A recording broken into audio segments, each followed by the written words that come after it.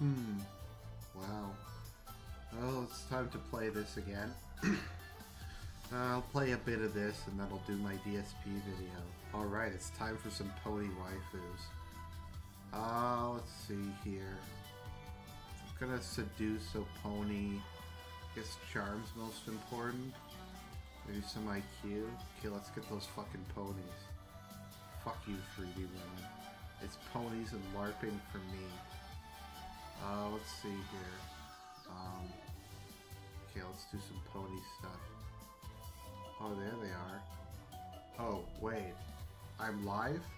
It's streaming? The camera's been on this whole time? Oops. Hello, everybody. This is Argent here. You didn't see anything. You didn't see anything at all. Anyways, okay, guys, we're gonna be enduring DSP's latest video.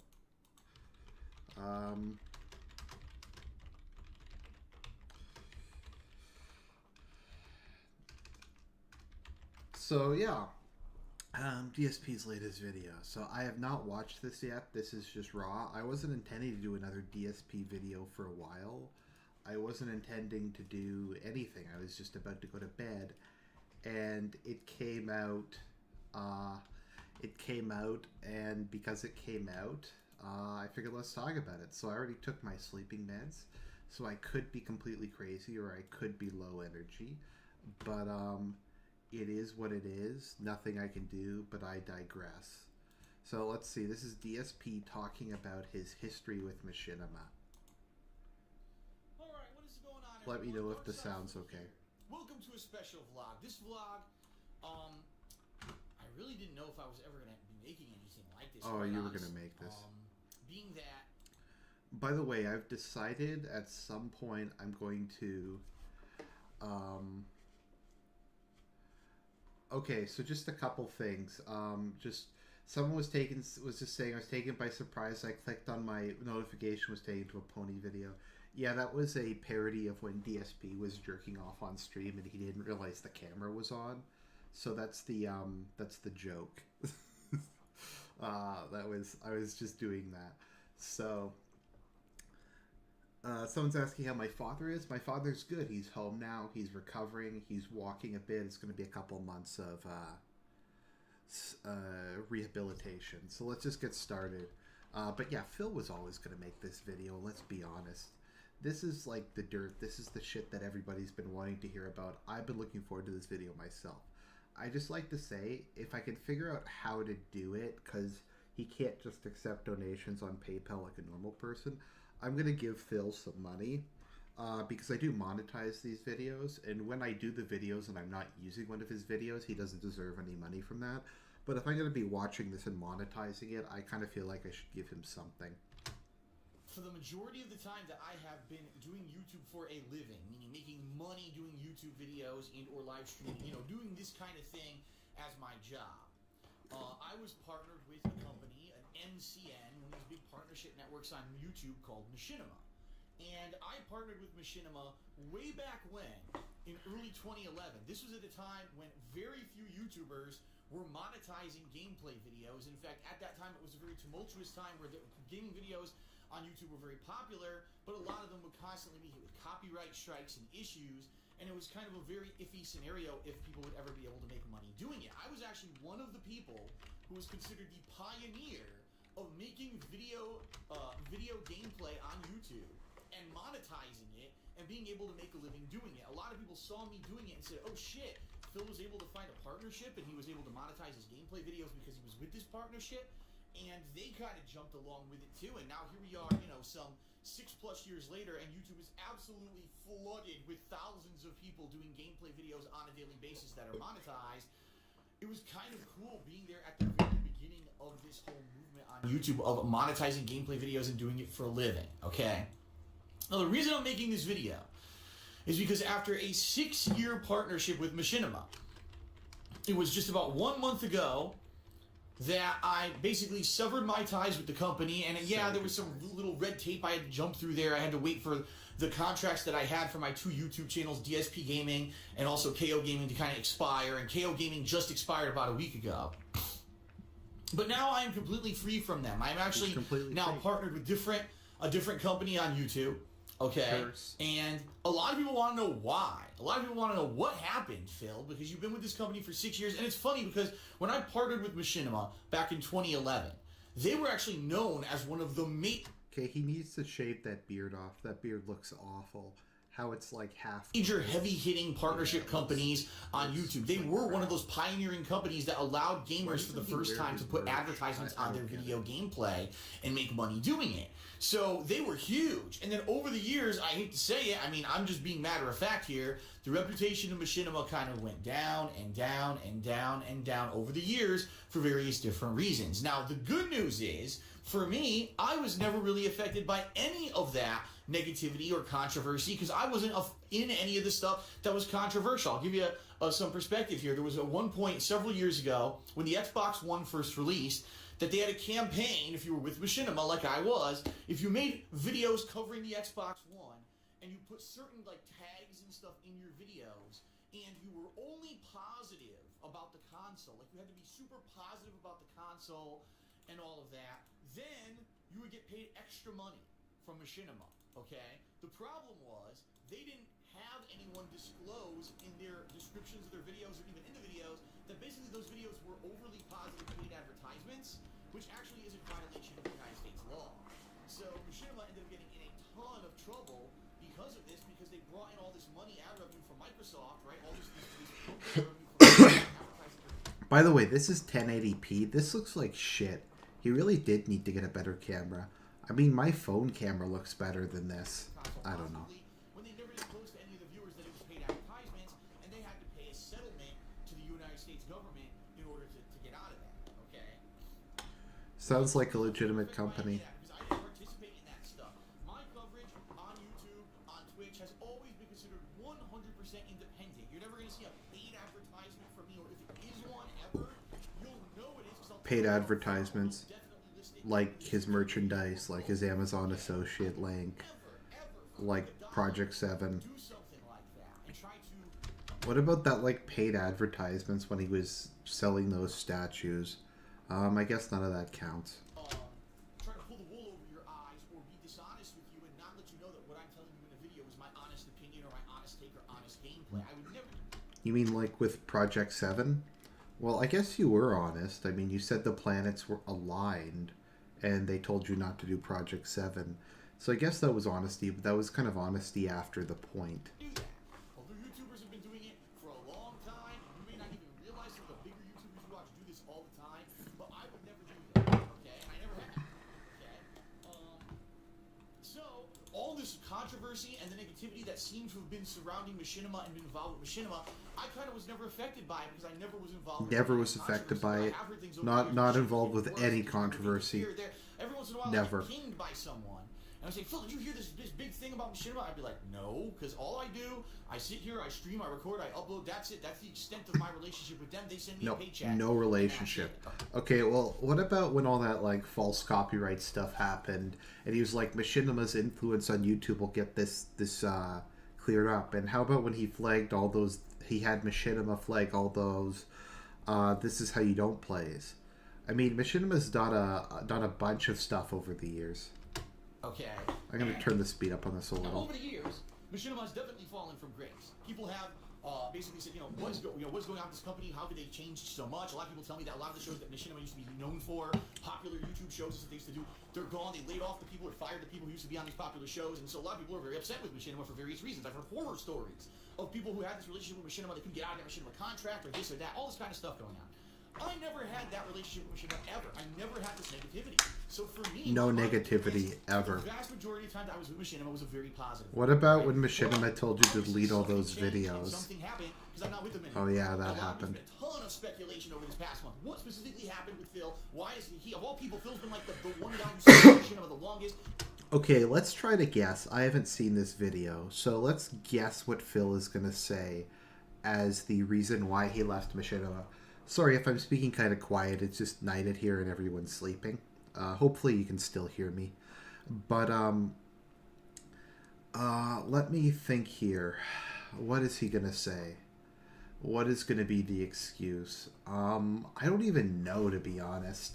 I'm gonna say they just decided to go their separate ways because they couldn't give him the money. I actually have no idea. Let's and see. He stuck up for them. Why the hell did his Phil not with Machinima anymore? Did he get fired? Did he choose to leave? Yeah. The bottom line is you can't fire me because I never worked for them. Okay. And I see idiots making videos like. You did work for them though. They paid you.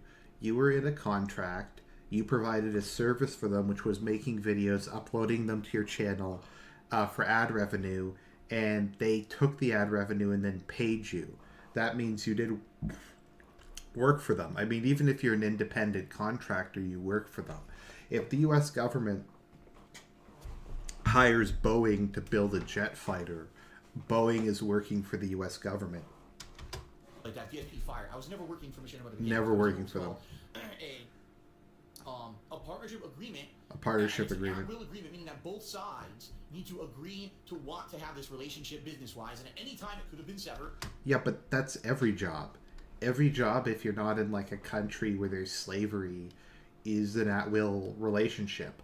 There's a contract that either side can terminate given certain conditions. I mean, I don't know. I guess it's nitpicking, but he worked for Machinima. Heard by me or by them, okay? And it kind of was a mutual thing, which I'm going to explain in a moment. But it was certainly a weird thing too. And what I want to do now is in this video, and I know it's going to probably go long. I want to tell you about my experiences with Machinima over the years. All right, I can't disclose any specific contractual facts or figures. I can't tell you how much money I made with them or anything like that. Except whatsoever. you did, but I can though. Speak in general terms. You did all right? multiple I can't give you times. numbers, but I can tell you about maybe certain things they did over the years that kept me with them. Yeah, Jolly Crocodile, you're right. His sideburns are uneven. His right, well, I guess his left sideburn is definitely shorter. Yeah, look. Okay, so let's see. Does my mouse show up on screen? Hopefully it does. Like, if we go here on the right side, you can clearly see that his one sideburn is shorter than the other one, and significantly so. Yeah. I've ever worked with in my life.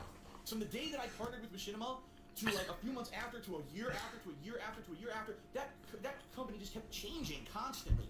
New staff, new initiatives, new focuses, new drive. I mean, I admit sometimes when I'm shaving, I like screw up and I cut one side longer than the other.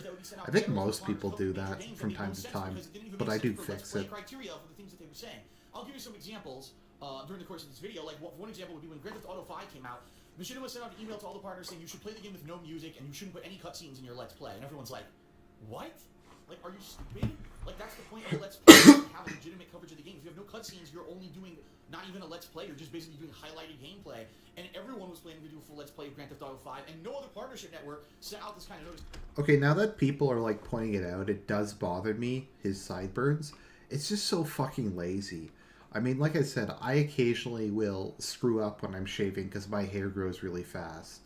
And I'll be shaving my sideburns and I'll misjudge it and cut one shorter than the other. But then you just cut the other one and you wait for it to grow back.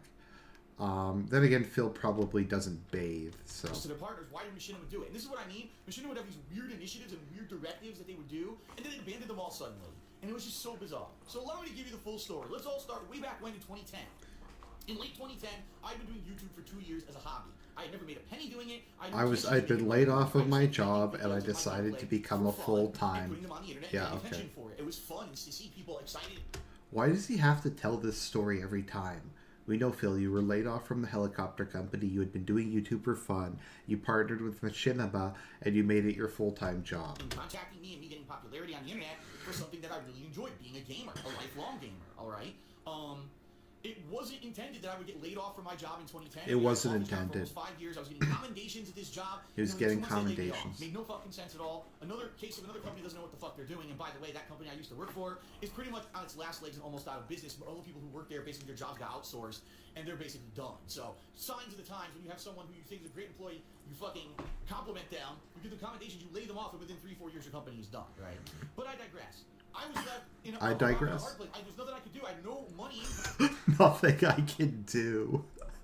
Oh, I love Nothing I Can Do. As I've said, if he releases a T-shirt that says "Nothing I Can Do" on it, I'm gonna buy it. Coming in, no income at all. No income. And the job industry, especially in Connecticut back then, was horrible. There was no way I was going to get another job with the same level of what I had, paying what I had, in any kind of a short amount of time. There was no way even getting 2-3 part-time jobs.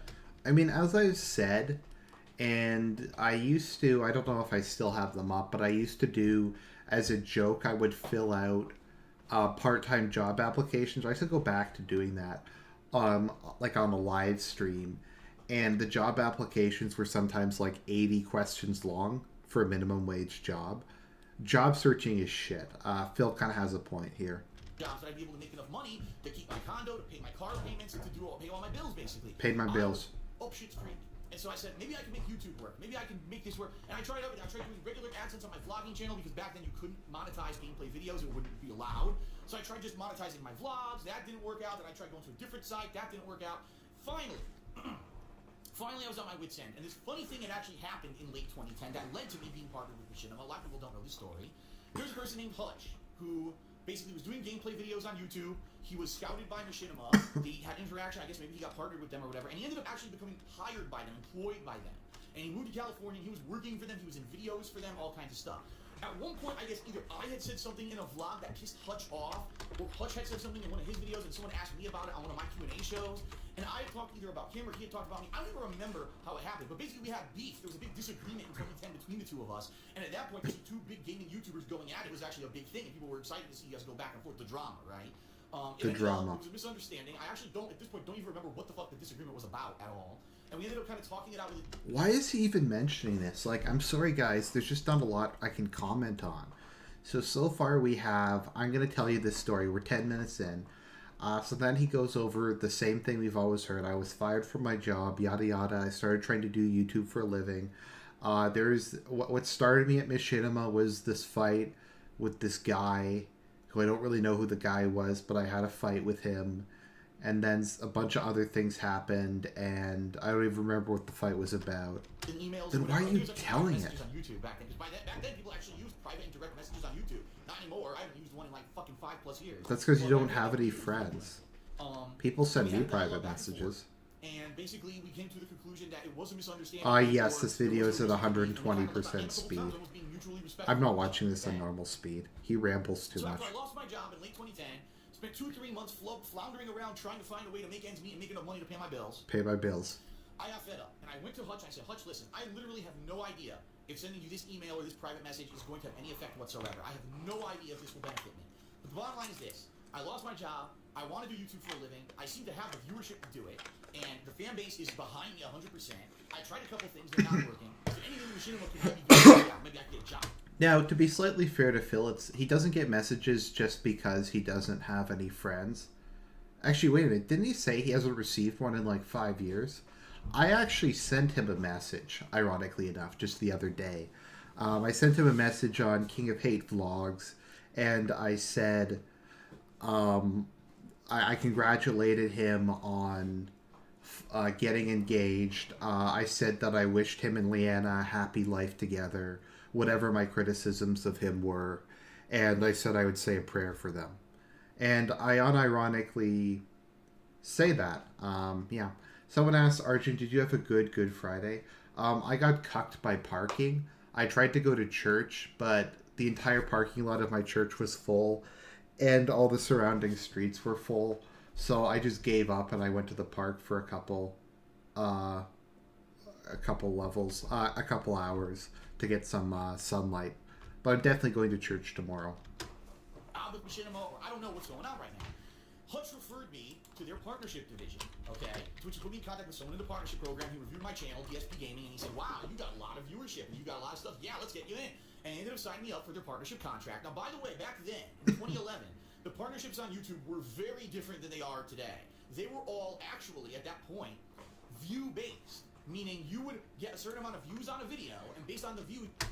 Okay, here's the thing that I never get with DSP. He always acts like these things are a mystery. He's like, I need to monetize gameplay videos.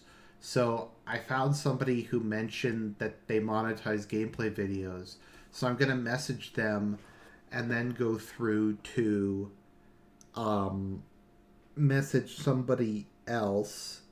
Like, he just never thinks about it. He's never like, I'm trying to think of, he's never like, okay, here's the situation. I don't have any money, but I have a big following on YouTube.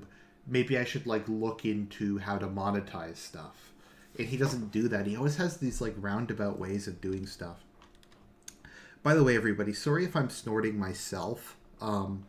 It's springtime here. The snow's just melt, and there's always like a bunch of dead stuff that's rotting, and it really makes my allergies go bad. I'm taking some decongestants. Hopefully it'll help. But let's say per 10,000 views, you would make $30. All right. Wow, that's an incredibly high RPM. That's how it would work. Now, of course, it would be calculated approximately the formula they would use. So at the end of the month, they would tally up the total views. Oh, times whatever the formula was. Boom, here's what you made. Now, the reason that these kind of contracts were good was because you were guaranteed to make the same amount of money every month as long as you could bring in consistent viewership. So for me, this worked out perfectly. I wasn't at the whims of YouTube ad revenue where one month YouTube had a bunch of advertisers and the next month they didn't, and you have this constant roller coaster ride of ad revenue on YouTube. For me, it was just keep the viewers happy, keep them coming in and watching videos, and profit and go. And let me tell you something, folks. That first year that I was partnered with Machinima, I made a ridiculous fuck ton of money. More money than I've ever seen in my life. I'm not going to say how much it was because, again, I can't violate my contract or anything like that. What would happen if he did violate his contract? They can't do anything at this point. Who cares? I made a really big chunk of money. Now, the sad thing about it was I had a lot of debt in my name. Credit card debt, student loan debt, a ton of debt and stuff in my name from my previous life before YouTube. So what I ended up... Okay, so people are talking about how I said DSP has no friends. I say that as a joke, but it's also really sad. I mean, DSP is always like, I can't do collabs with people. I'm not able to do it. Like, he says it like it's some sort of mystery. It's like, yeah, he's just like, it's a mystery. I don't know how to do collabs. I don't know how to find people to do collabs with. I mean, it's pretty easy to do collabs. Just about everybody, like, you just send them a message. You're just like, hey, you want to do something together?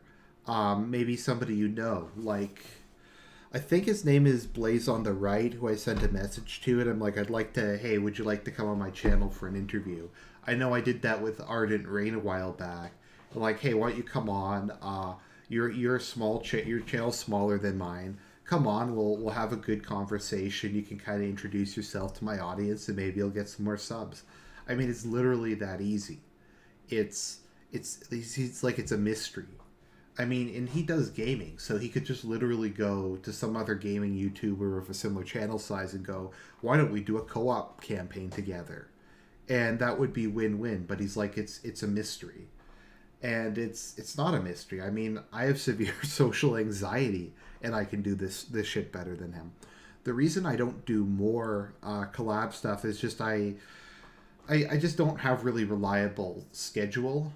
Because some days I have to stay at work till like 10, and some days I get to come home on time, so my schedule just isn't really reliable enough. What I'm doing is all that money that I made that first year, that giant wad of money, literally just went and paid off all of the debt that I had from previous years. Well, that's a smart thing to do. Go away because it's credit card debt and stuff like that, and it would have just kept accumulating and everything. If I hadn't paid it off like that. So that was good. I actually got myself, within that first year to year and a half of being partnered with Machinima, got myself to a good financial position where my credit rating started to go up and up because I didn't have any... Now, he says that he paid off his debt, but he didn't pay off his mortgage. I mean, if he did the thing that he said he did, then he wouldn't still have a mortgage on his condo. I mean, if I made a huge ton of money and I had a condo, the first thing I would probably do is just pay off my mortgage. I mean, that's what you're supposed to do. When you have money, you pay off your debt first so it doesn't accumulate. But people who run businesses don't think that way. More bad debt in my name anymore. It was just income, and a mortgage, which is good, and a car loan, which is good. Those things are good. So it started going up and up and up. Okay. So the first year with Machinima was good. I actually had a direct contact. If anything ever went wrong, and I needed to Sorry if I'm snorting. I tried to. I remember that first year we had literally almost no issues. I remember not having any copyright. I take that back because there might have been one, but I don't remember, like, in general, a bunch of problems with copyright strikes. I don't remember a bunch of issues with much of anything. If there ever was a problem, immediately I could almost get a response right away from Machinima because I had that direct point of contact, and it all worked out. So I mean, there was a reason to partner back then, because I remember one time when I did my Dracula Untold review, Like most of my reaction reviews, because I can't be bothered to actually edit them, it was just a still of the Dracula Untold poster and me talking over it. And it got copyright claimed by, I don't know, Universal Studios or whatever. So they basically shut down my channel for like 3 months. So I couldn't stream, I couldn't upload videos longer than 15 minutes. And that's like how the old system used to work.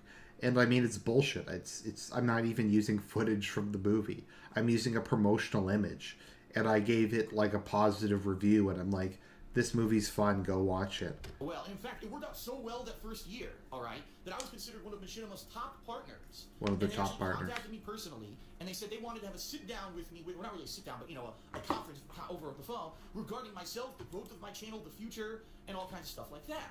So I ended up doing that. I don't remember who this specific person was, so I had this phone call with. But basically, mid to late 2011, I had this phone call, and they were like, so, what do you want to do with your channel in the future? And I explained, I want to split it up. I have this series that I do called Ask the King, and I have this series called The Week in Preview, but eventually I might want to split that because I noticed that those videos don't get as much attention when they're grouped in with all my gameplay stuff. I may want to do a channel where I only do game reviews and stuff like that. But then the weirdest thing happened. During this conversation, the guy said, but outside of YouTube, what do you want to do? And I was like, I'm just on the up and up on YouTube. Like, this is the beginnings of something great here in 2011. Why would I want to think about leaving YouTube and doing something else? And it was kind of bizarre. The way that this guy, the conversation went, he was trying to almost gearing me towards, you don't want to do YouTube. You only want to do this short term, and then you want to do something else. And honestly, I'll be honest here, that kind of gave me the idea in the back of my head that eventually I would want to do something else outside of YouTube.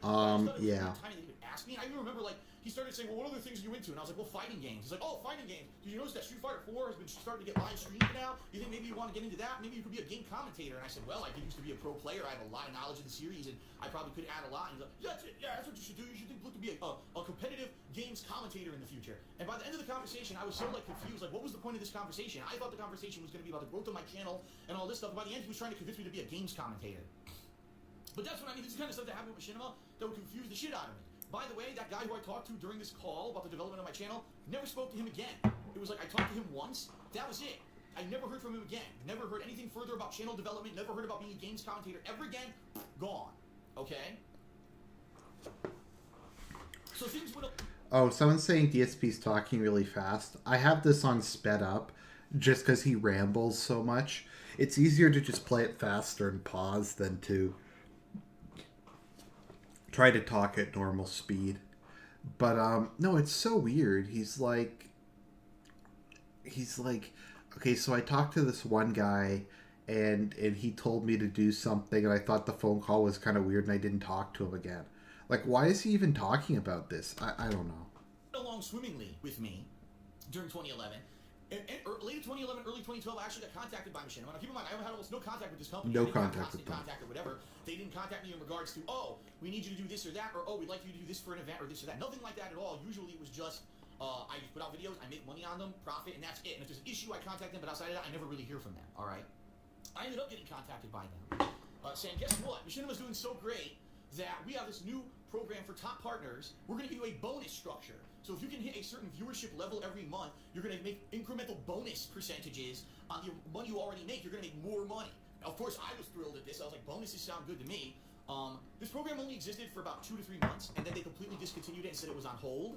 And then next thing you know, they later on announced that they were discontinuing the program and they were going to renegotiate everyone's contracts, which we'll get to in a moment, because that was actually late 2012, and I don't want to get ahead of myself, but that's another thing. I mean, early 2012, everything's going great, folks. We're making so much money. We're going to put you into this special bonus program. Get really excited. Okay, motivate my viewers. Come on, come watch my videos. I'm within the bonus structure. I'm supposed to be earning it within 2-3 months. They cancel the whole program, and the next thing you know, oh, we're giving you a pay cut. What? That's how Machinima operates. They're so weird. They have initiatives that sound good, and all of a sudden they drop the entire initiative and change their minds about everything, okay? If you really want my opinion on it, I think it's because they're very disorganized. I think they're a company that constantly fluctuates and doesn't know what they want to be. Because if you actually look at the history of Machinima over the years, yeah, they're a partnership company on YouTube, but they also have their own channels where they have their own shows and things going on YouTube. They worked on this Halo series for a while. Okay, I just wanted to mention this. Okay, so you're saying Machinima's disorganized. Machinima doesn't know what they're doing. Machinima's poorly run. Why did he stay with them for 6 years then? I mean, if you're working for someone who's that dysfunctional, you might want to think about an exit strategy. I mean, if you're working for a company, that's okay because you're getting experience the whole time. And if you get fired and you've just stayed there for a while, then you can get another job. But DSP was staying with a company that he knew was like a disaster to make a bit of money. And this is kind of Phil's problem. Phil has very high time preference. Like, he's always about making a quick buck. He's always about, like, I'm gonna make money now.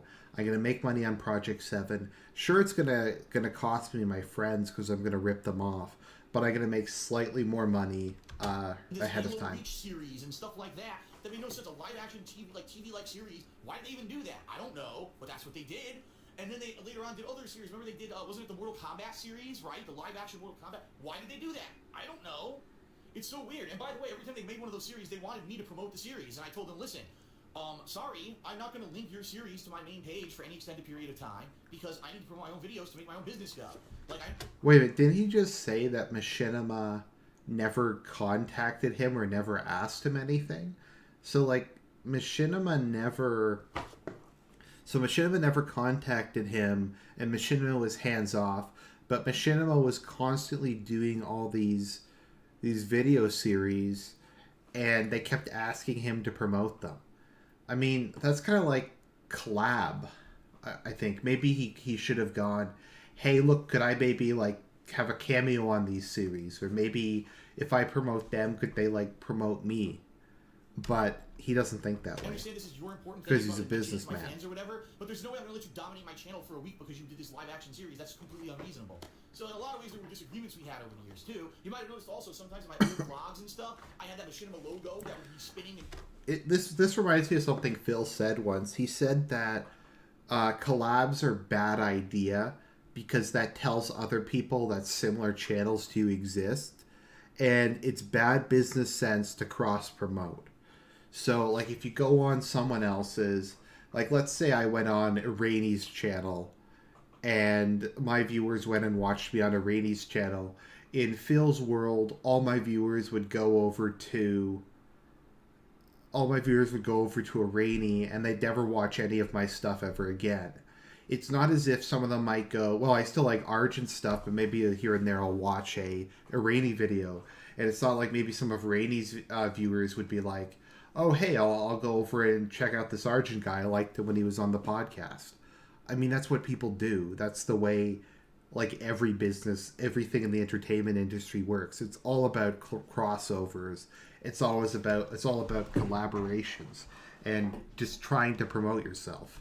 Rotated and put into the beginning of the video, right? That was something they really staunchly you had to do. You had to have Machinima on your related videos. If you're a Machinima partner, you had to have the Machinima logo branded on everything and overlaid on your videos and stuff like that. And then within like a year of saying all that stuff, they never mentioned it again. In fact, so much so that later on, I think it was 2015, if you remember, YouTube was coming down on people who were getting outside sponsorships and having things like overlays of advertisements and other related companies' logos in their videos, and they were cracking down and saying, we don't want this anymore. If you want advertisements, you have to come through us. I actually wrote Machinima and said, should I stop using your logo in my videos, editing it in? Should I? And they were like, I don't know, we don't care anymore. What the fuck? See what I mean? Like, it's so confusing. This company is so weird that there's one day their main focus is this one program, this one initiative, this one exciting thing, and then they just drop the whole thing and completely change. I'll give you some examples, some good examples. 2012, all right? I was contacted by Machinima, and they said, are you interested in going to E3? Because we've got this big thing going on for this game called Hawken. It's this first-person mech combat game for PC. It's coming out in the fall. It's free to play, so it's an interesting model because a lot of games at that point had not gone full free to play yet. And so they were like, free to play, and if you come to E3, you come to this party, basically you play the game, you do some videos about the game, you advertise it, but we'll get you into E3, and you can cover E3 and do tons of videos of E3, under the branding of Machinima, and it'll be a great event. And I said, why not? And if you remember, I even negotiated with them to get a second pass for John Rambo, and he went out there with me, and I had to pay his way. They paid for my plane ticket and my hotel, but they didn't pay for him, so I had to pay his way to get him out there. He came out there with me. We had a grand old time. We went to the Hawken party. We went to E3. We covered all the stuff at E3. Remember, that was the year 2012. I went to E3. So here's what happened. I literally, I'm not even kidding you. I linked after E3 ended. Machinima was like, we'd like to see how everyone covered E3 and how you covered Hawken and all of that. Can we have links to your footage and everything? So I gave my contact at that time, another person, not the original contact. I had a different contact. I gave them all the video, link to the playlist of all the videos. I mean, dozens. I think at that point I made like 100 videos at E3. It was insane the amount of E3 coverage we did. Plus the Hawken videos and everything. I gave him a link to everything. The guy emailed me back. He said, Phil, holy shit. He says, dude, you worked your ass off. He said, I probably shouldn't say this, but most of the people who he sent out there, they didn't do shit. They went out there, they went to the Hawking party, and then they just fucking partied their. What are the odds that like he's completely making this up? This sounds like something he'd make up. DSP always has this. Like as part of his stories, like the time he was trying to get recruited into the military. They're like, you could be an officer. You're going to be like the supreme commander of the U.S. Army one day. Like he said that in his job. He was, what was it? He had the highest grades in his school. Like he always, every time DSP tells a story, there's always some weirdo who takes him aside and tells him that he's the chosen one. Ass off all week. Yeah, they did a few videos here or there, but literally they used it as like a paid vacation. Dude, you worked your butt off. This is great. Like the guy was so positive. He's like, you by far covered it better than anyone we sent out there in 2012. You did the best coverage of E3. So thank you very much for that because you represented us in a very good manner, you know, showing that our partners go out there and did hard work. And I was blown away by it. I was like, dude, if you have any other events you want to send me to, at this point, you know, I'm making enough money and I can even pay my way if I need to. I'd be more than happy because those videos at E3 were incredibly profitable and all that. After E3 2012, I was never contacted whatsoever to get into E3 from Machinima ever again. I was never contacted to get into any event ever again besides PAX. That was the one exception, is for 1 or 2 years, I actually got a miscellaneous email from one of the people at Machinima saying, would you like to get into PAX this year? We can get you into PAX if you want to get in. And incidentally, the years that I got those emails were 2014 and 2015, the 2 years when I definitely couldn't go, because that first year we had just moved in here, and we didn't even have the house fully set up by the time that PAX West was going on, so we definitely couldn't go, and then the year after, we ended up getting sick. We actually had it arranged that I had passes and everything, and she ended up getting sick and we couldn't go. So, 2 years in a row, I had the opportunity and I couldn't go. By the way, 2016, got nothing, no offer from Machinima whatsoever. Like, why didn't he ask them? Why wasn't he like, why didn't he shoot his contact at Machinima in an email? Hey guys, I really liked E3 last year. I think I did a good job covering it. Maybe try to get me, could you guys get me in again? I'd like to go again. Like, wouldn't a normal person just ask that? I mean, it's pretty obvious. Pass. And you see what I mean? Like, it's so weird. And the bottom line is with Machinima, the other thing, their staff is constantly in and out the door. The people who I met at E3 2012, within 3 months, were laid off from Machinima and weren't working for the company anymore. I'm not exaggerating, that's true. The contacts that I had for that event were gone, completely gone from the company. Now, incidentally, some of them ended up coming back later in other different roles, and I would recognize 2 years later, someone's in this other role. Holy shit, I met you at E3 2012, what's going on, you know? And we'd have a conversation via Skype or via email or whatever. But it was so weird. This company literally is a rotating door of staff where people don't stay there long term. It seems like most people who work there end up within if not a few months, 2-3 years, you're out the door. And that was the problem with me with Machinima the entire time that I had this relationship with them, is I never had a consistent point of contact to go to for more than just a few months. It was always, oh, well, that person who you usually talk with isn't here anymore. Oh, well, that initiative that we had is completely gone now. You have to go do this way, okay? And we'll talk a little bit about that in a moment. But I remember it was late 2012, all right? Now, again, everything's going... Once again, he says this like it's a mystery. It's like, okay, this company was really poorly run. They were constantly shuffling staff. I couldn't talk to anybody. But he was with them for, 6 years? And I don't think he ever made, like, a significant effort to try to find someone else. So he's like, I knowingly worked for this company that I knew was shit, and that I knew was shit for the last 6 years. Going good, swimmingly, smoothly, nothing going wrong at all. Late 2012, it was around, I believe, mid-November, late 2012. I got a call, not an email, not a text, a call from Machinima, something very important, we need to talk, okay? Called them up. Sorry, Phil, I know we already canceled that bonus initiative from earlier this year that we mentioned. Now we have to renegotiate your contract for less money. And I was like, well, what the hell? What gives? Why are you got to renegotiate my contract for less money? My views are sky high. I must be bringing you in tons of money, right? They said, no. In fact, we had an audit of everything going on here, and we actually found out that we're paying you more money than your channel makes. And it has nothing to do specifically with my channel. I guess it's all channels on YouTube. The initial contracts that Machinima had given everyone, the money that they had negotiated for everyone ended up being more money than what ad revenue brought in on YouTube. Now, it could have been that YouTube ad revenue plummeted that year, and there's strong rumors that in 2012, that was the first year where kind of the high advertisement revenue bubble burst, and ever since then, it's been a steep decline. I don't know, because I wasn't tracking ad revenue back then. I was only tracking my channel views. I didn't give a crap about ad revenue. But that was the first time ever that Machinima, out of the blue, said you're getting a pay cut, and you have a choice. You can stay. Okay, if he's like, I think this company was scamming me, I think they cut my pay more than the ad revenue. And, like, he never bothered to go and check this out. Like, he never bothered to go, maybe I should look it up. Is ad revenue down? Or is Machinima just fucking me? Like, this is his business. You'd think he'd be, like, at least look into it. but he never looks into anything because he's stupid.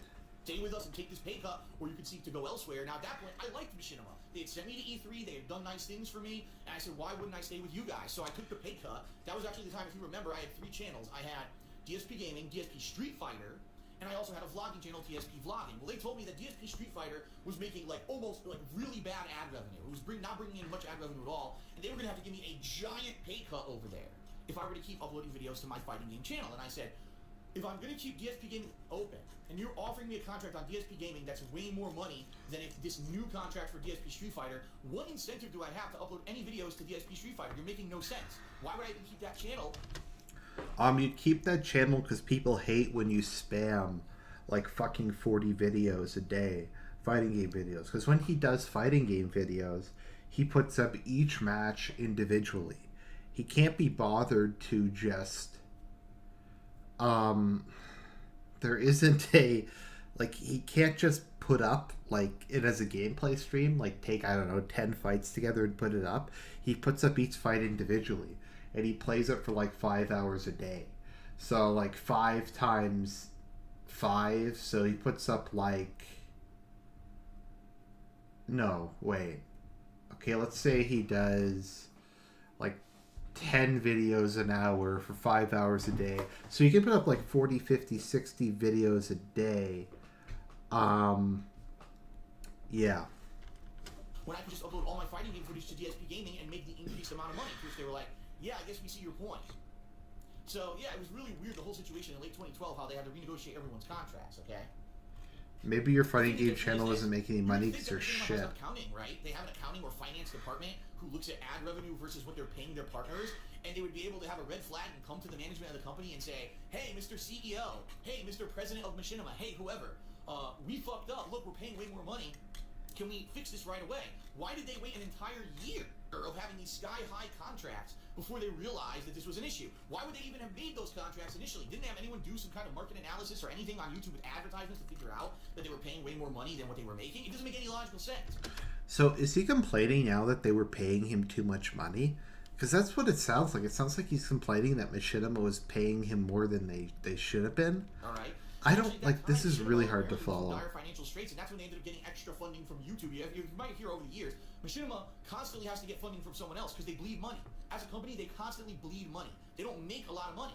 What they do is they just take more investors' money. So at that point, I believe they took investor money from, like, Microsoft, and that's why they did that big Halo series. And they took investor money from YouTube, right? So then I remember the years of 2013 and 2014 were interesting because those years I was live streaming now. I was doing direct capture. I was doing a lot more of that stuff. Still, I remember those years, there wasn't too much issue where I had to constantly contact Machinima or anything like that I can remember, okay? Every once in a while, maybe there'd be a false copyright strike or something that I needed to talk to them with, but for the most part, they would take care of stuff. That's why I always said over the years, I always felt that like Machinima had my back. When worse came to worse, if something hit the fan, Machinima would usually talk to YouTube for me on my behalf, get the information, and relay it to me in a very matter-of-fact manner. And I appreciated that because I didn't have a direct line of contact to YouTube. YouTube literally had no way to contact them for issues at all. All they had was a forum and a fucking stupid, frequently asked questions area. They had no way for a content creator to contact them and say, I have YouTube has some of the worst customer service ever. Based off of making money because other people are putting their content on your site, and if there's an issue, they can't get help. What a fucked up system YouTube is, right? It is a shitty system, to be honest. He's right. Again, I didn't always have the same way. Like, sometimes I would have a direct point of contact, sometimes I wouldn't. Sometimes I would be emailing or calling them. Other times, I would have to Skype them. Other times, they would have this system. And this is where I really, truly believe this is where Machinima began to fall apart. I believe it was 2013 when they started full-time implementing this logs system, all right? What it is, it's an automated system. If you want something from Machinima, you have to go to this web page on their website, and you have to fill out a form, giving all your information of what you need, and you got to put it into their log system. Most of the time when I had an issue, I wouldn't get a response for 1 to 2 days. Now that's okay if it's a routine request. 1 to 2 days? It's my channel, and I need to get this looked into right away so that everyone can get it cleared up. You know what I mean? It sucked. It wasn't a quick response time from this log system. I don't know. 1 or 2 days is pretty quick. A lot of companies take way longer than that. I mean, I guess it's kind of bad because you have to get it resolved pretty quick on YouTube. But a lot of, like, companies I work with who provide us software and services at work can take that long. And anyone who's still with Machinima agrees this lock system sucks, and it actually sucks because a lot of other partnership networks all also use the same log system. So they went from a personal touch where you had a direct line of contact, you would get responses all the time, to a system where it was very slow to react. There were some people who would blow me off. I'd ask for something. Well, wait a minute, because this contradicts, because he said that it was impossible to get in touch with Machinima. They kept changing the staff around, and you could never like get an answer from anyone. And then he also said that so it was really easy to get in touch with people, but they changed the people constantly, and he didn't have a relationship with them. But they switched to the log system, and then people didn't answer him then. Okay. They wouldn't respond, or if they responded, it would be like something completely unrelated or not answering my question, and then they would close the log.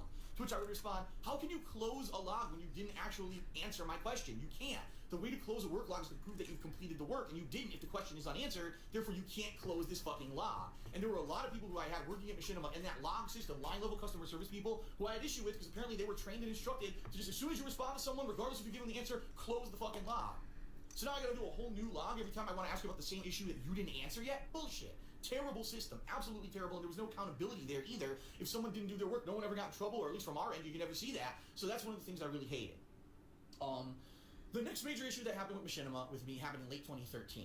Okay, and this is another one that I completely don't understand how the fuck these partnership networks didn't see this coming. In late 2013, YouTube decided to flip a switch on a change that screwed over everyone on YouTube who made gameplay videos. What this change did is it made it so that even if you were with a partnership network, their content ID match system now affected you. So overnight, I was fine. I never had a content ID match, never had major issues with copyright, nothing. Overnight, one night in December 2013, I'm not even kidding you, hundreds if not thousands of my videos on DSP Gaming got matched for music, visual content, whatever. Some of them were blocked, some of them were muted, some of them were removed, some of them just had ad revenue stolen. And it's ridiculous because I was always protected from that being with a partnership network, okay? How the fuck did Machinima not know that YouTube was making this change? How did they not relay this to their partners? And how did they have no protection in place to stop this problem? At the time, it was... So Machinima protected him from copyright notifications, except when they didn't protect him from copyright notifications, and they were easy to get in touch with, except when they were hard to get in touch with. And... God. Like, what is this even about? Like, what the fuck is this vlog? This is just him rambling on about nothing. I'm having trouble following that. And that's not just because I took my sleeping pills earlier. Maximilian about it. I talked to, oh god, what the hell's his name? The Rad Brad.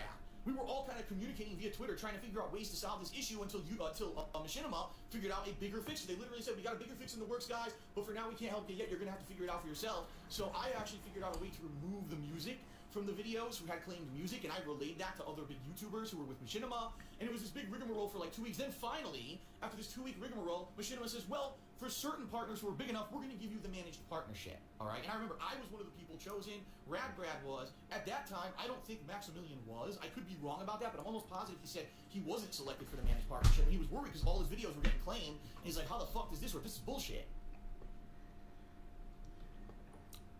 But at that point, Machinima, again, it took 2 weeks. They dragged their feet. They somehow didn't foresee this problem coming. But when it happened, Machinima came to the rescue again and put me in a managed partnership. And from then on, the late 2013, all the way until I severed my partnership with Machinima just recently, I was under a managed partnership where I was protected from content ID and all that shit. I never had that issue because I was considered under a managed partnership. So again, Machinima did me a solid and kind of helped me out. Even though, and yeah, there were negatives. I hated the log system. I hated that I didn't have a direct point of contact all the time. But the fact that they would come to my rescue on issues like that was much appreciated. All right. Now, in 2015, so this was 2 years ago, I'd been out here, living here in Washington State for about a year. I started having tons of issues. I started getting DDoS attacks. I got swatted that year. I had the false copyright strikes against my account and all that shit. All this nasty shit happening to me, okay? Machinima, in a huge way, helped me that year, all right? They actually got in contact with me in regards to all the shit that was going on. And they said, we're going to personally help you. I got in contact with the head of the partnership program, which, guess what? He was the same guy who I had met in person at E3 2012 3 years earlier. He had left the company for a long time, 3 years, came back, and he was hired as the head of the partnership company, our partnership program. But I thought they never saw the people again. So, the person you met, so they disappeared, but then they came back later. Then they... Okay, just for people in the chat, is it just me, the fact that it's like 1 in the morning, it's 12 at night, and I took sleeping meds, or is this story like really contradictory and hard to follow? So obviously it was a huge coincidence, but it was also great because I knew the guy and we had a great rapport. I could explain to him the problems that were going on with false copyright, the issues and shit. He would give me recommendations. He would go to YouTube and talk to them on a conference call, immediately call me right back and say, here's what we learned. There was another girl who was working for the company who was actually in contact with me in regards to, like I said, attending PAX. She also was the person who was getting me in contact with game publishers to get me free copies of games. If you actually remember, in 2015, I got free copies of a ton of games, including games like Rainbow Six Siege. I had an early copy of Fallout 4. I got a copy of the Uncharted collection. I got a copy of... I'm trying to remember, there was like maybe 10 games over the course of 2015 that Machinima actually hooked me up and put me in contact with those game companies and got me free copies of those games. And that was the first time Machinima had ever done anything like that for me. So from my perspective, even though 2015 was a shitty year in regards to false copyright strikes and getting swatted and all that shit, I thought it was a good year because I now had a new rapport with Machinima, right? I was basically not really friends, but I was a good rapport with the head of the partnership division. I had another contact who was getting me games and stuff and get me in cahoots with events and stuff, and things were looking up and up. Well, it was busy late 2015, and then 2016 came around, and I was busy with my work or whatever. And about, I'd say probably the first quarter to maybe a little bit earlier into mid 2016, I said, man, I haven't heard from Machinima in a long time. I wonder what's going on. Actually, I take this back because I screwed up. Let me backtrack a bit because I'll talk about this in a moment. In late 2015, Machinima contacted me and said, Phil, the party's over. And I said, what now? Now, here's the thing. Unlike 3 years prior, remember, late 2012, I told you they'd renegotiated my contract once for way less money, okay? And I accepted it at that time because that contract was great, and I'd like to be with Machinima. They'd sent me to E3 and all of that. Well, in late 2015, I didn't get a phone call. I didn't get any kind of Skype call, nothing. I got a generic email from someone in the finance department of Machinima stating, Phil, we are canceling your current contract as of this date. Here's the new contract. You're no longer going to be in a contract that's based off of views. You're now going to be on the contract that almost everyone on YouTube is based off of, ad revenue. Okay? So what I earned was based off the ad revenue that my DSP Gaming and other channels were earning on YouTube. They were kicking me out of the old programs and putting me into this ad revenue based one. And I said, well, this sucks because number one, it's completely impersonal. No one called me. No one explained the situation. They sent me this generic form letter, actually with a new contract in it. All right?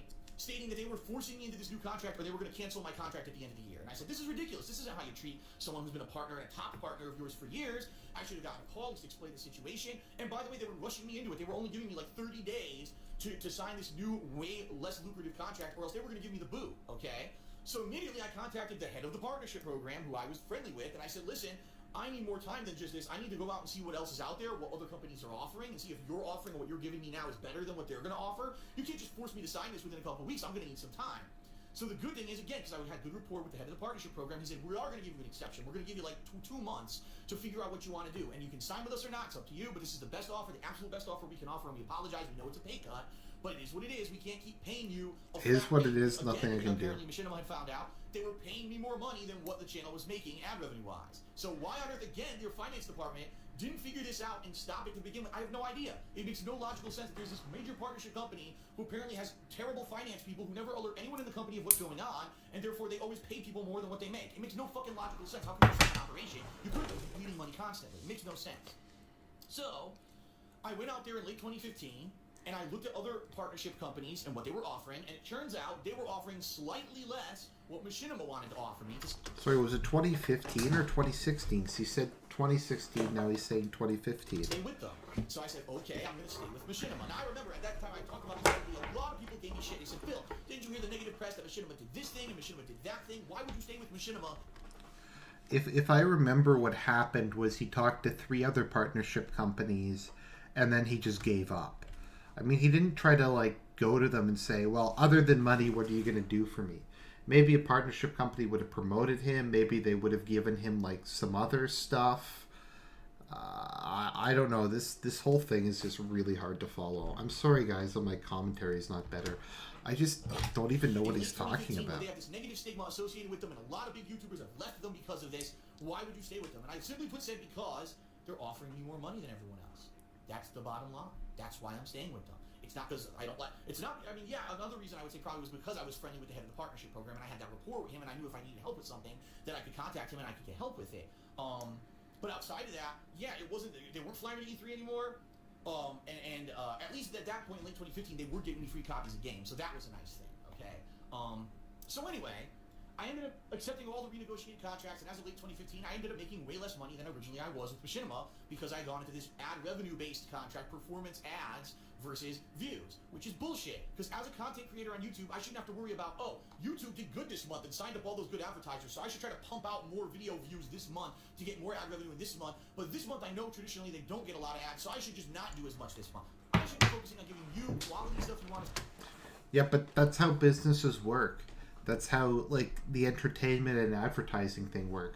That's why movies come out at certain times of year. They tend to come out when ad revenue's better, or or stuff like that. I mean, that's just how entertainment works. It's when you're able to get money for it. I mean, that's like ads are just more expensive at different parts of the year. And I mean, that's like how the Super Bowl works, because the Super Bowl is the most expensive ads time of the year, pretty much.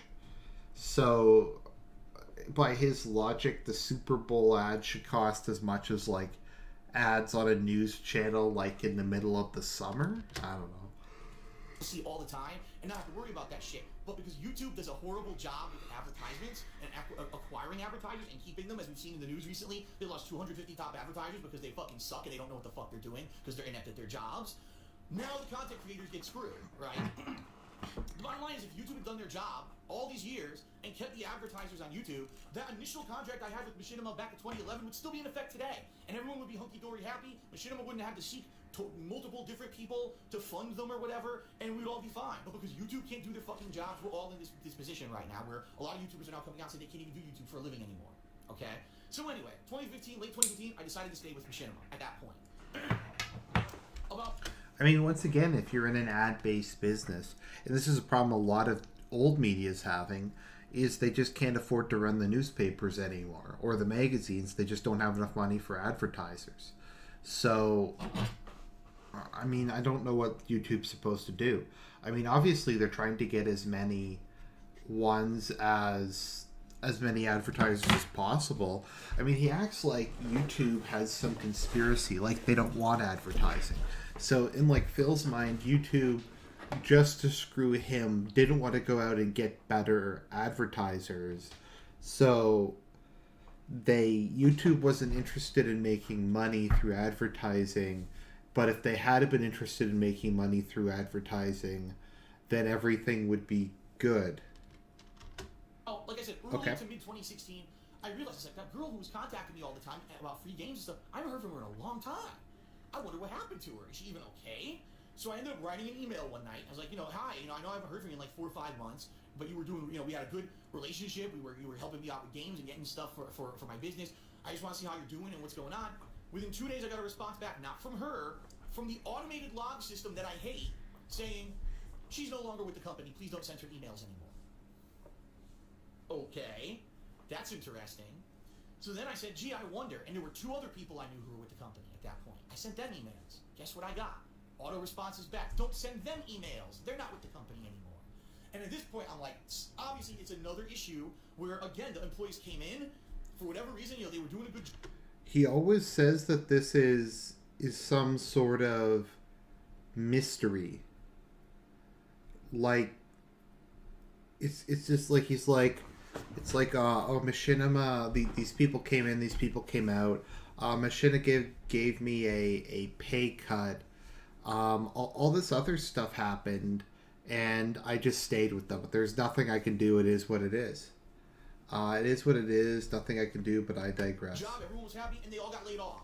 And it was probably an initiative in 2015. We got to do good work with our partners, and we got to help our partners out with strikes. If it was that shitty, why didn't he find another network?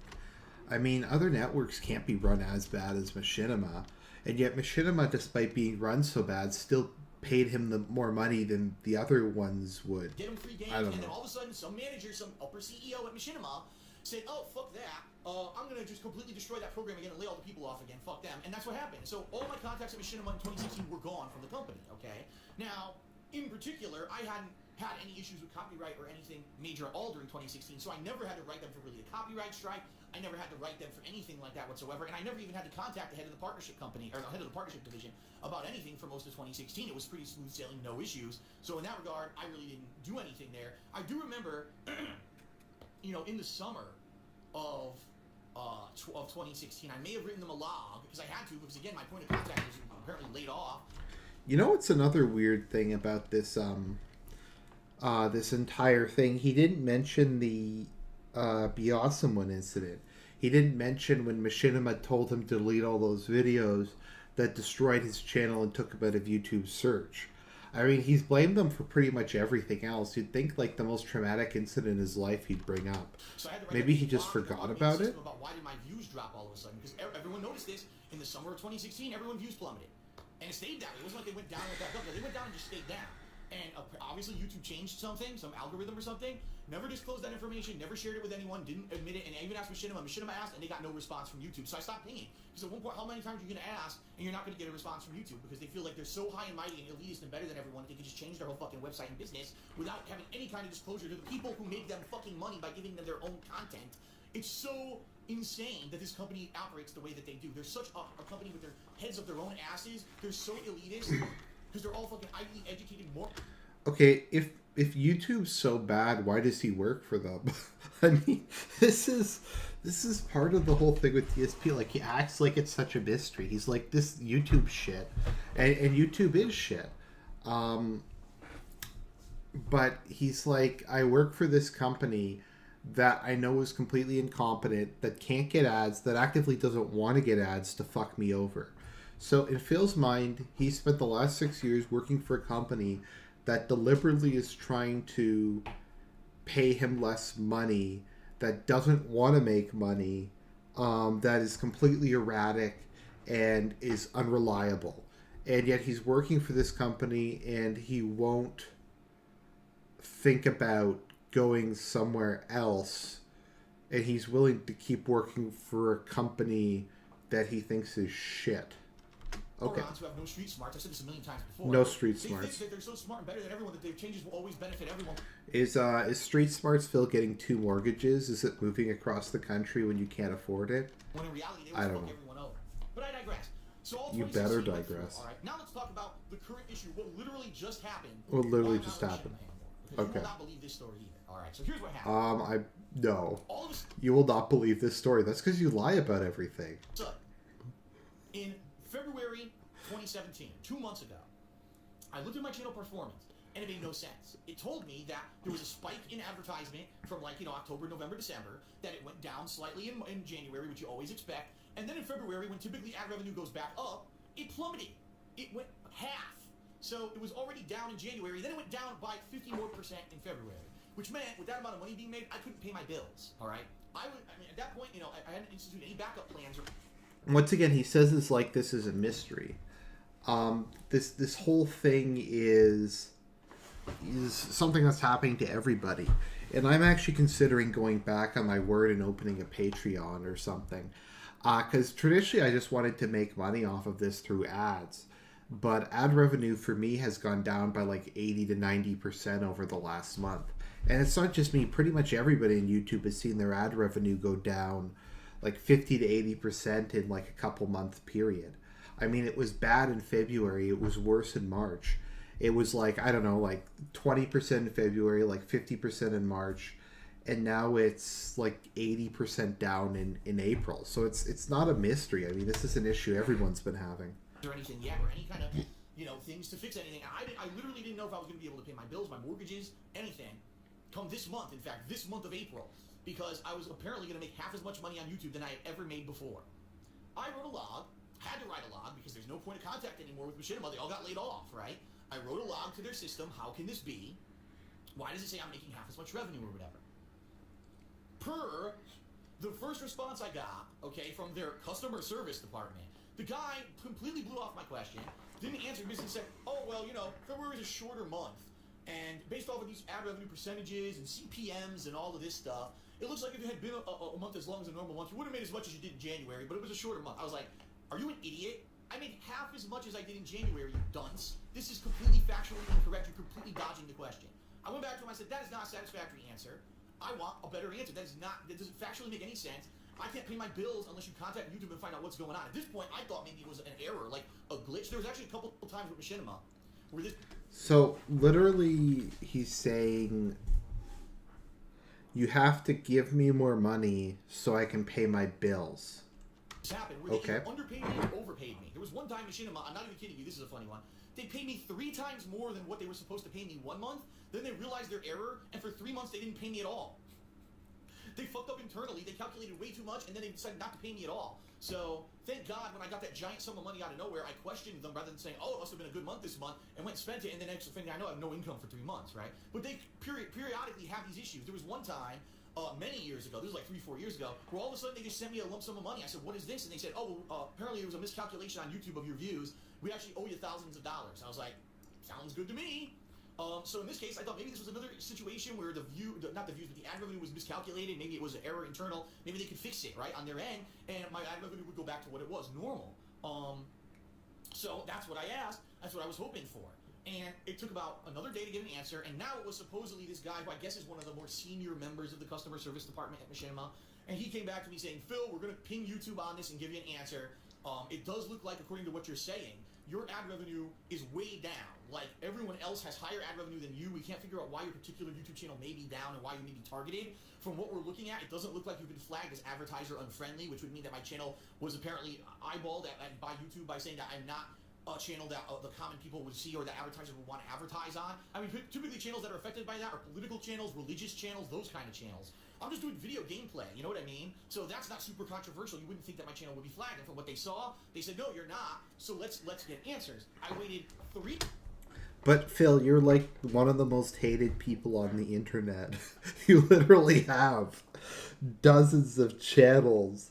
You literally have 2 Illuminati-esque groups who have made it their life's mission to try to, like, take you down.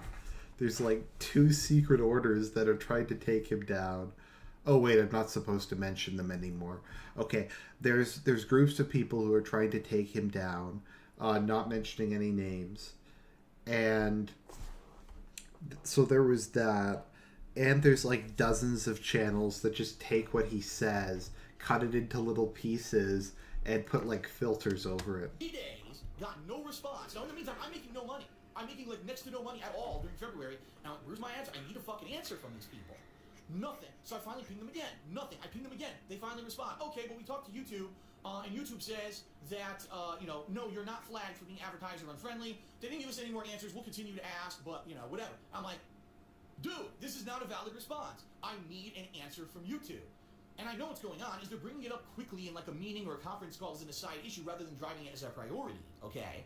So they get a quick, little one-off quick answer, and that's it. Oh, we got it. Let's send that back to Phil, and hopefully that'll appease him. No, if I can't pay my bills, you telling me you don't know what the issue is isn't going to fucking appease me, okay? So I went back to them again, and I said, well, this is not acceptable. This is unsatisfactory. I need you to escalate this issue to management. That was the first time. So this has been a week now that I have been talking through this log system with Machinima about making half as much money as usual, and I didn't get a satisfactory answer. I asked for them to escalate it to management. I waited another day, no response. I waited another day, and I wrote them another log. And I said, you now haven't given 2 more days. You still haven't given me an update.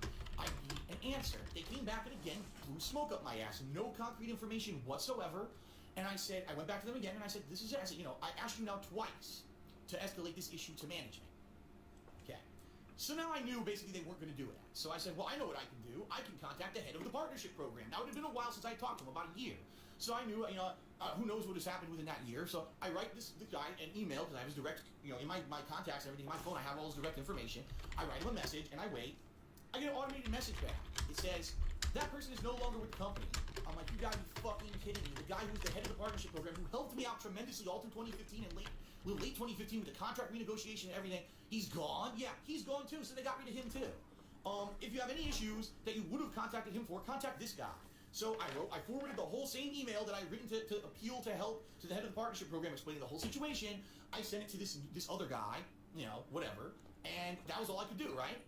The next day, of course, keep in mind, I hadn't been getting any regular responses. Because I had sent this off to this other guy, I get a response the next day, again from the automated log system, the same guy who's apparently an up-and-up guy at the customer support of Machinima, and he says, We've contacted YouTube. This is like just so boring. He just goes on and on and on and on. They still are looking into it. They still have no definitive answer on what's going on. We've determined you are not flagged as advertisement friendly, so that's not it. But we're not, we don't have any answers yet. But then they said something that when they said this, that was pretty much it for me and Machinima. Here's what they said. They said, we would appreciate it if you don't go out of your way to write and contact other departments here within Machinima to basically stay within the lines. Stay within where you're supposed to be talking to us for help on customer support in this log system. And don't you dare go outside and try to contact anyone else for help. All right? That was it. Because literally what that is, that's passive aggressive. That's talking down to me. That's telling me, treating me like a child. Like, how dare you try to, do something that's not within these little guidelines and rules. You went outside of the dotted lines, right, to try to get help. Let me tell you something, folks. In my lifetime, if I never sought help outside of that one directive road that everyone tells you to go, I never would have got help for anything. And this goes for any kind of... But he just spent the last fucking hour saying that he never did. Like, he never did collabs. He never asked Machinima for anything. He was just happy with sticking to doing the bare minimum in terms of his videos, the bare minimum in terms of dealing with Machinima. I mean, his whole life is just an exercise in the bare minimum. Job or whatever, and I'm not saying that if you're in an established corporate line where there is, a direct line of leadership that you should jump ahead or anything like that, but the bottom line is you deserve respect. And if you're not getting answers and you're not getting respect and you're not being treated fairly by someone, you have the right to stick up for yourself and seek out help from someone else and or seek that respect or aid from somewhere. Never ever let someone tell you to basically sit there and be happy and shut up like a little kid and sit in the corner and we'll give you information when we get it. Because that's literally what this message said. It was very passive-aggressively worded to me saying, don't you go and talk to anyone else within the company but this customer service line ever. That was it. I wrote them back, and here's what I said in my message. Oh, by the way, they did give me a suggestion as well in this message. With that passive-aggressive message, they said, we recommend you shorten your video length because right now we're seeing your videos on average are 20 to 30 minutes long, but your average watch engagement is much less than that. What we need you to do is shorten your videos so that your watch engagement percentage will go up, and hopefully you'll get better ads on your videos, all right?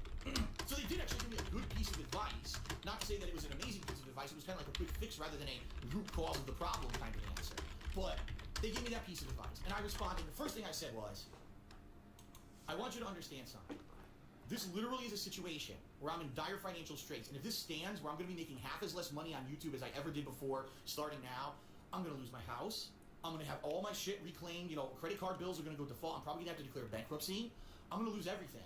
And the fact that I've now been talking to you for a week and a half and you can't get me any kind of answer, I have every right as a fucking respectable human adult to go seek help elsewhere. It's your ineptitude is the reason why I have to go seek help elsewhere.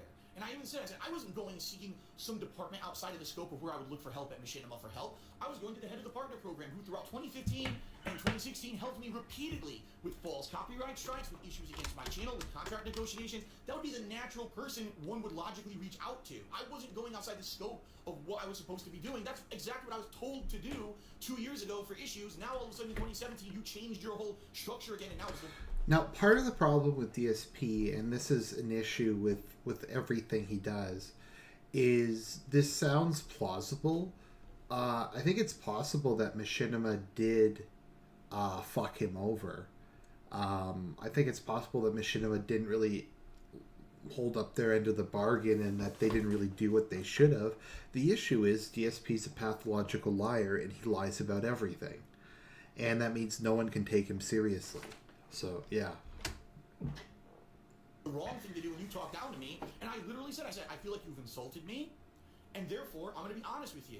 I want you to escalate this issue to management. I don't care if it's your manager, if it's the CEO of the company, whoever it is, they need to be aware that this is an issue going on with YouTubers and people under your partnership program. And I want you to know that if you feel that this is how you're going to treat me as a partner, I don't want to be with you anymore. And I said that in black and white writing in this message to them.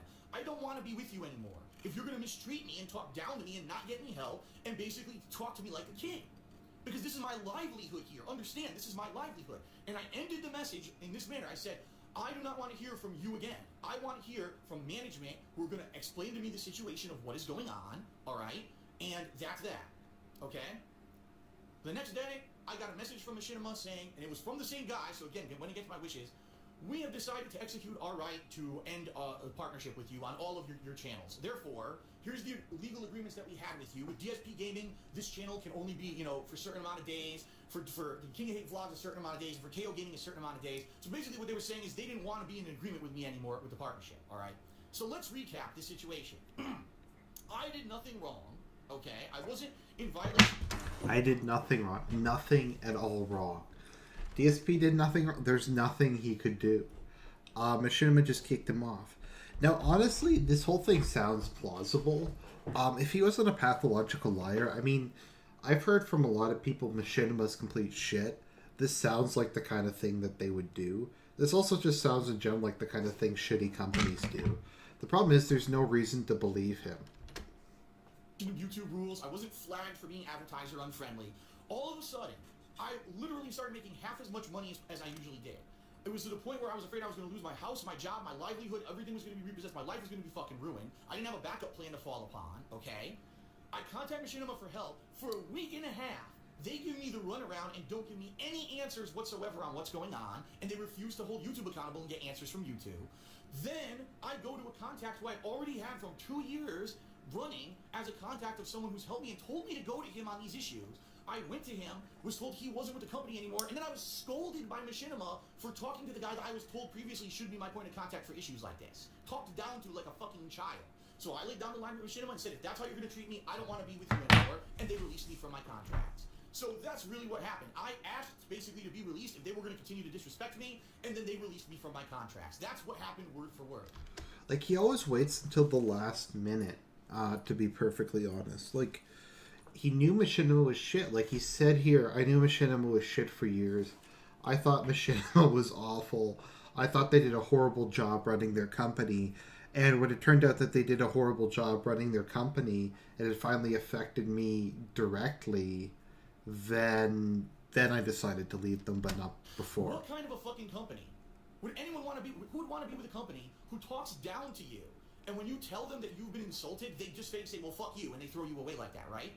It's insane. That's ridiculous. That's one of the worst things you could possibly do. When you have someone who's been, especially me, I've been with them since 2011. It wasn't like I was a newcomer and I was being a dick and I was being demanding. I was the opposite. I never really went to Machinima. I never asked them for free games. I never asked them for free stuff to go to trips or anything. I never asked them for advertisement promotions. I never participated in any of the crazy programs that got them into trouble. I was like the poster boy of success for Machinima, right? I always kept my nose clean in that regard.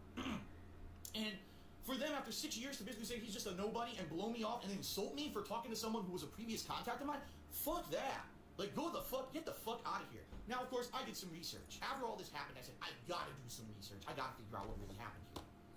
I found out, ladies and gentlemen, that in 2013, Machinima's management got shaken up and basically they got taken over by the CEO. All right, I'm not gonna use his name or nothing, but I did some research on this guy. Born with a silver spoon in his mouth, went to Ivy League schools his whole life. Parents paid his way, by the way. And, he's on the board of directors of a million different companies. Isn't DSP's family fairly rich? Like, his father's like a professor. His parents are like the reason he's able to keep his house.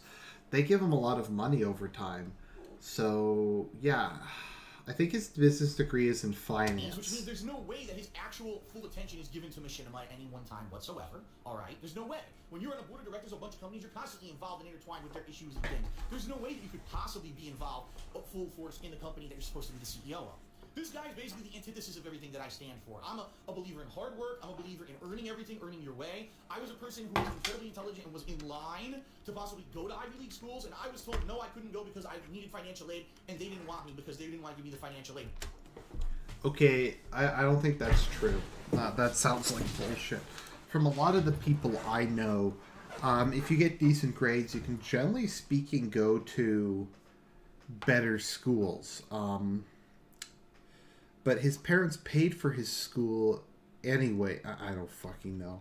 I mean, this is so just... If I'm white and smart, I can't go to Ivy League school unless I'm rich. If I'm a legacy or I'm rich, I can go to Ivy League. But since I wasn't rich, I was denied. I applied to 2 Ivy League schools and both of them... I don't know. I still think you can go to these schools. You just need to have good grades. I mean, I don't know how the American university system works. Because I've heard, like... that it's $30,000 a semester but in reality it's much less than that because everyone gets a ton of financial aid if they do anything. I don't know, the whole thing is just Literally difficult to said, figure out. because, financial aid issues. Wow.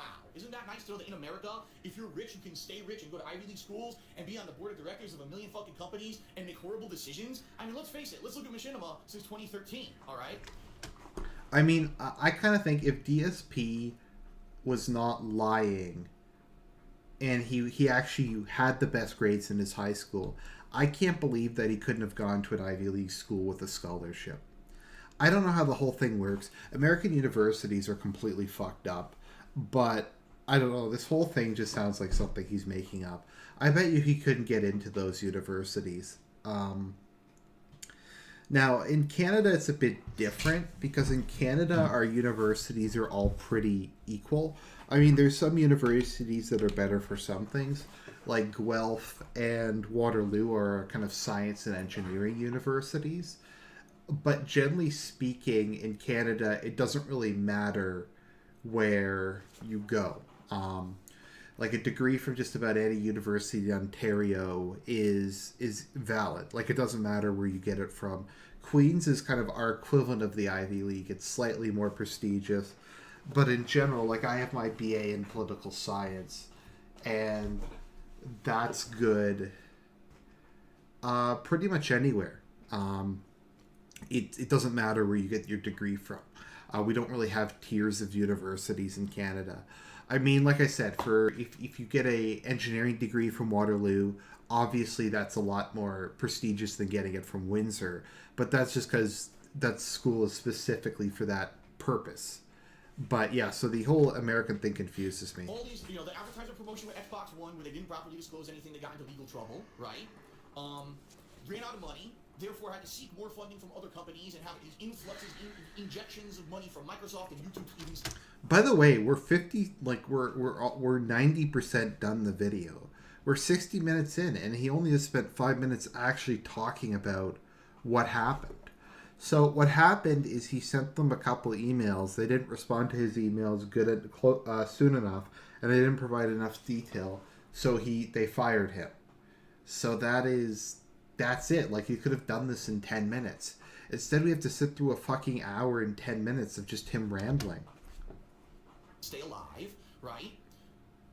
Initiative after initiative that sounds good, and then he canceled them all and lay all the people off, right? A company that's in constant disarray and constant chaos that doesn't know. It literally is like it's bipolar. It's a bipolar company. It's almost a schizophrenic company where there's multiple personalities within it. Well, I want to have us be strong for our partners. Well, I want to be a company that makes a series about Halo and fucking Mortal Kombat. Oh, well, I want to have our own YouTube shows that. Now, I'm not against calling things bipolar. I even did a blog where I called DSP bipolar, despite being bipolar actually myself. But Machinima's not bipolar. They're just shit. Argue with each other, override with each other, like different personalities bouncing around in a schizophrenic's head, and no one knows what the hell this company is supposed to be. So how could you ever have success with a company that has no definitive identity? You can't. I only went to business school for 4 years, and I fucking know that. Apparently the CEO of Machinima doesn't. This Ivy League educated fucking bonehead who's rich off his ass who's on the... Why does he hate people who go to Ivy League schools so much? Like, he just hates it so much. It's bizarre. Like, he's just so bitter that he didn't go to an Ivy League school. Like, he just keeps ranting about it. Like, this seems to be his thing in life, is just ranting about people who were born wealthier than he was. And I think he kind of feels that, like, he's not responsible for anything because his family wasn't rich. And his family's not poor. His father these days is like, he was a successful businessman who got him a decent paying job, white-collar job. And after that, he's now a university professor, I think. So it's not like his family was poor. The board of directors of a bunch of places thinks that he knows how to run this company, yet all they've done is fucking fail since he became the CEO. So I can tell you what happened here. They fired everyone. They, for some reason, oh no, we didn't make a ton of money. They just cut everyone out. Probably that guy who was the head of the partnership program for me. They got rid of him on a whim. Fuck him. Let's get someone new in here. And by the way, I actually found out the new head of the partnership program at Machinima. Guess who he is? He's a guy who's a fighting game community head. And literally, since he's become the head of their partnership program, you know what he does? He goes to fighting game tournaments and he promotes the tournaments. And that's pretty much it from what I've seen. Like, he's really heavily into competitive fighting games. Now, everyone knows the competitive fighting game community hates me because I speak out about their bullshit all the time, especially in 2016. The amount of times that I spoke out against Street Fighter V, right? So, if anything, right, during this whole issue going on with the ad revenue stuff at Machinima. So, the guy who's the head of the partnership program likes Street Fighter and goes to fighting game tournaments, and the FGC doesn't like DSP, so he got fired by Machinima because the head of their department went to a fighting game tournament, and the people at the fighting game tournament were like, you gotta fuck over DSP, you just gotta do it. Okay. And me making half as much money in February, if they ever went to that guy, which they should have, he probably said, oh, I know that guy, fuck him. He talks shit about the fighting game community, he talks shit about Street Fighter V, we're not going to help him. You know, and it's ridiculous, because, like I said, I never did a thing wrong with Machinima, and there, I never violated a policy, I never did anything wrong with that, ever. And ever. Nothing wrong, ever. I tried to basically stick up for myself and keep myself afloat and not have my business fall apart, and to be treated with such disrespect from them was the last straw, to which I said, I don't want to work with you anymore if that's how it's going to be, and then they cut me from... Like, why is there always a conspiracy? Like, why is it like this guy, like, there's some bizarre thing with, like, this guy at Machinima who deliberately tried to fuck him over because of a conspiracy by his detractors in the FGC? Like, what the fuck is he talking about? From the contract, I don't know. So it was mutual, honestly. I said, that's it. If you're not going to step up and help me, I don't want to be with you anymore. And they said, okay. And then they released me for my contracts. And that's what happened with Machinima, okay? Now, it sucks because Machinima had me in this managed partnership since 2013. You know what really sucks? This story. I apologize, people, for making you sit through this. I should have pre-screened this. This is bad even by his standards. This is just fucking rambling about nothing. Like, did we learn anything from this? Since I'm now no longer in these contracts with Machinima, guess what? Hundreds of my videos have now been claimed on YouTube. Hundreds, if not thousands at this point. My Grand Theft Auto playthroughs, my any playthrough of WWE, any sports playthrough that had licensed music, random videos here and there, like two critical videos for my Final Fantasy 15 playthrough recently, my Walking Dead playthroughs, all random stuff because the random music are all getting claimed because I'm not under the protection of a managed partnership anymore, and it's bullshit. So it sucks. They literally hurt me by mistreating me and then cutting me like that the way that they did. But you know what? The bottom line is this. Since I left Machinima, here's what's happened. I feel more independent. I feel more driven to do fun stuff. I'm now focusing more on Twitch than on YouTube. And yes, my video style has changed. You see pop-up messages and I say thank yous and I interact with the stream chat. But you know what? Every day I'm having far more fun doing it than I did before. And here's the truth. The entire time that I was with Machinima, not once ever did they do anything for me in regards to helping me grow my channel, to helping me become more popular on YouTube. It was always, oh, if something goes wrong, then we'll try to help you. Oh my God, you know, the content ID system will get you into a managed partnership. Oh my God, you got false copyright strikes, we'll try to get those cleared up. But never was I ever, even with the height of my popularity, like I said, the one call I got from Machinima was, gee, why don't you become a game commentator for tournaments instead of making my... So was the game commentator thing like the fucking Wolverine toy? Like... We always talk about the Wolverine thing. Like, I don't know if you've heard that story. I don't really want to go into it. But pretty much, like, he wanted this Wolverine toy and his parents didn't buy it for him. And he hated them. Like, he hated his parents ever since then. He's like, they didn't buy me the fucking Wolverine toy. They're the worst parents ever. So because they did that once, that's the only thing he remembers about them. And kind of like that, the fact that this one guy told him to be a game commentator one time is like the most traumatic moment of his YouTube career. Something that's going to be long-term successful. And I was like, what the hell kind of call is this, you know? So it's so weird, the experience of having Machinima. I've had big successes, and there's been tremendous failures. And the fact that this company never, ever could be coherent. They always seem schizophrenic and chaotic, and always people in and out the door. You said that already. For more than a few months. You said this already. You know what I mean? The last few months where what a horrible falling out. Where they You've said that already. You know, dragging their feet and they're basically Stop. insulting Like, me to what? hell with that. You know, I would rather be with a company that's not going to respond at all than a company that's going to basically talk down to you and treat you like a kid. I can't contact someone who's helped me dozens of times in the past couple of years with issues like this. You're going to yell at me and talk that. Like, he's just repeating himself. He said this already. This whole video is literally him giving background information that was incoherent and contradictory, and now he's just rambling. Yeah, I'm an adult. Sorry, I'm the one. You're a serious adult. YouTube channel. Me. I'm the one who puts out the content. No, but his YouTube channel isn't successful at all. That's entertaining and has a fan base. Me. I'm the one. Not you. You're the company that took a cut of ad revenue and protected me from copyright issues. It's not some grandiose thing where you're better than me or you know better than me. I'm the one who put the content on YouTube. All the content creators on YouTube were the ones who made the site successful. Not the partnership companies, not Google or YouTube itself, the content creators. Sorry, YouTube didn't make it successful? What? So building the biggest and best videos sharing site isn't what made YouTube successful. The people who made content on it, I don't even know how to respond to that. With fucking respect. It's insane that you would ever be talked down passively. But your content's shit. Do you ever get that? Fuck you. People don't like your content. Because the bottom line is, they're not worth your time. They're going to disrespect you, and they're going to treat you like that, and it's a shame, because like I said, there were people who worked for Machinima over the years who I was very friendly with. They never had this issue. They were very respectful. Like I said, that previous head of the partnership program, amazing. He helped me out tons, and we had a great relationship, and they were sending me free game. And then it all ended, probably because that fucking genius, silver spoon in his mouth CEO, I don't like that initiative anymore. It's not making money. Fuck them, cut them, and fire all them, and lay them off. And that's how corporate America is, sadly. It's not just, there's one thing you gotta understand, too. It's not just Machinima that's like this. Corporations do this all the time. Why do you think I was laid off from my job, in 2010? I was getting, glaringly high reviews from throughout the entire building. All my management was giving me commendations and saying, Phil, above and beyond, I have this actual document, this thing was like a diploma that they said that you should frame it and put it here at your job, at your cubicle, to show that you went above and beyond. And in 2 months, they got rid of it. It's like, are you fucking kidding me? And that's how these corporations are. And that's how all these companies are. They see it as like an asset or a tool. And that's fucked up. They got to realize that there's a human factor when it comes to this business. Yes, I know it's business, but there's a human factor to the business as well. And for someone to be treated... Like, he said this. He said... he's talked about the false copyright claims. He's talked about the silver spoon. Like, he just keeps fucking repeating himself. It's not worth it. And you know what? It's not worth it. I'm focusing more on Twitch, and even though I'm not focusing on Twitch right now, I'm far happier doing it. And you know what? Enough of that shit. Don't ever let someone treat you like that. Seriously. But so that's the deal. That's what Don't ever let someone treat you like that. Like, you mean like the way you treated John Rambo and Howard?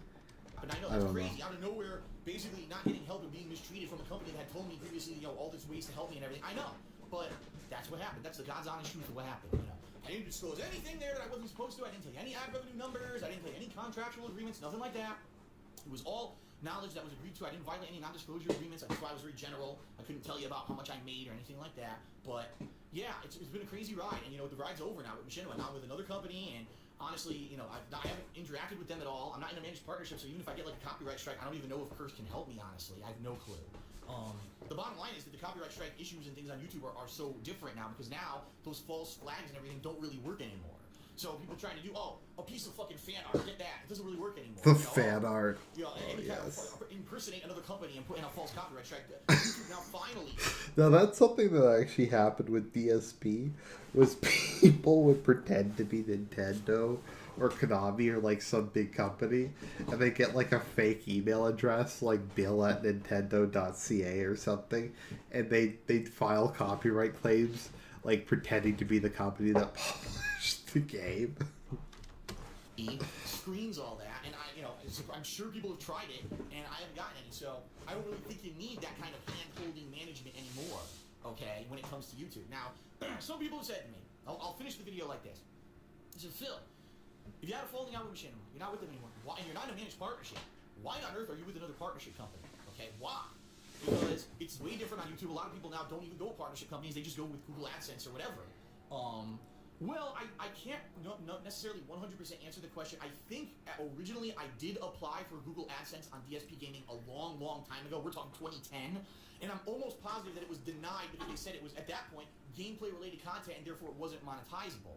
Now, I don't remember if that had something to do. If you remember, then I monetized my vlogging channel, the King K HD, and within 2 months, YouTube shut that channel down and said that they found click fraud. And I was like, well, it wasn't me doing the click fraud. It was obviously other people, but I couldn't stop people from doing it. YouTube didn't care, and they shut down that channel. But I'm almost positive that was the same AdSense account that was associated with DSP Gaming So basically what I would have to do is set up a new AdSense account, a new everything, and try to start from scratch and get all that set up. That would Honestly, take effort. It was easier for me to just contact Curse and say, listen, I don't want, like, or whatever.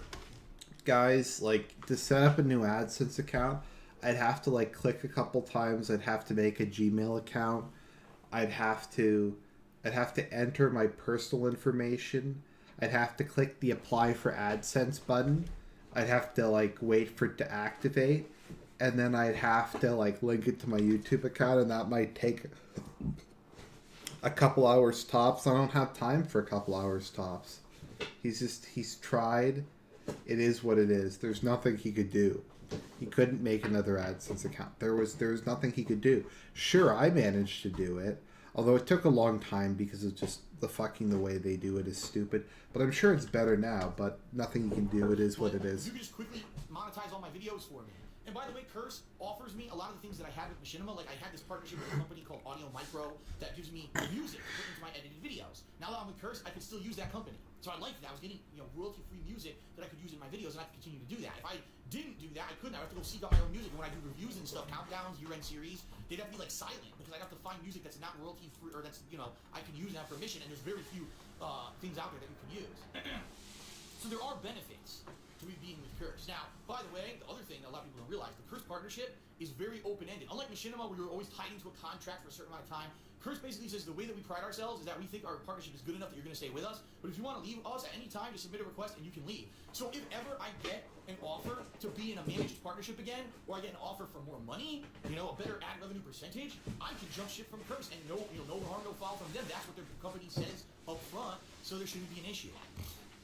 So, in this regard, things are good. Right now, yes, YouTube ad revenue is still down, way down, but because I'm doing good on Twitch, it's kind of making up for it. And what I'm going to see within the next month or two is the money I actually make between YouTube, between Twitch, between the tips and stuff people are giving me on streams, between Teespring, which I got to advertise now, of course, that's helping me out. A lot of things are all coming to Patreon, which obviously still helps me out. All these income sources, can I make as much money as I used to before the ad revenue drop and pay my bills and keep my house and keep everything? Right now, it's looking good. I don't want to say for sure, but right now it looks all right. Let's play it by ear and see how it goes over these next few months into the summer. But for right now, my severing of my partnership with Machinima is complete. And the fact that I'm not under a managed partnership, even though it sucks because it looks like some things will be affected, won't massively in the long run negatively affect me, I don't think. If anything, it really sucked because it happened at the time when I was playing Zelda, and Nintendo claimed all my fucking Zelda videos. I would have made way more money in March playing Zelda if I hadn't had those videos claimed, but they were all claimed by Nintendo because I was with Curse and not with Machinima anymore, and that really sucked. So, yeah, Machinima fucked me. Machinima did fuck me in that regard, but it is what it is. I wanted to leave anyway. After I got disrespected, that was it, man. There was no way I was going to stay with them and put up with that bullshit. Especially because I wasn't getting answers or anything anyway from them. So what was the fucking point staying with them at that point, right? Alright, folks. That is the story. My history with Machinima. I don't know how much of that you knew and how much you didn't know. At this point, I'm happy to be somewhere else, and I'm happy to be doing stuff the way I'm doing. So let's stay positive for the future. Let's stay away from negative bullshit like that.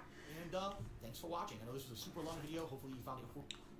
Well, that was a complete and total waste of time. That didn't really tell us anything about the situation. That didn't... I mean, like, what did we learn from that? He told us his life story for the 1000th time. He said basically all we found out was that someone sent him a snarky email and then he rage quit Machinima. And that he was in partnership with a company that he thought was the most incompetent, horribly run company on YouTube. But he was in a partnership with them and he worked for them for 6 years. And he never thought about... leaving. So that's pretty much all we found out from that. So let's just take a look at the comments and let's see if there's any interesting comments. And then I'm probably going to go to bed. So if you noticed, I'm kind of low energy. I just kind of felt like doing this while it was still fresh in my mind, because I probably wouldn't feel like doing this tomorrow. And the time I normally record in the evening, I'm going to church. So let's see here. Didn't you say you quit Machinima, but in the video you directly say they chose to end their partnership with you? A little confused. Both. Phil asked, let's see here. I told them I didn't want to be a partner of theirs anymore if they were going to treat me with disrespect. They responded by saying, okay, then our contracts are now over. So they literally admitted they don't actually want to treat people who partner with them with respect. They're stupid. Pro player my fucking ass, lol. Let's see here. I'm surprised the comments aren't disabled on this video. Oh, they'll be disabled at some point.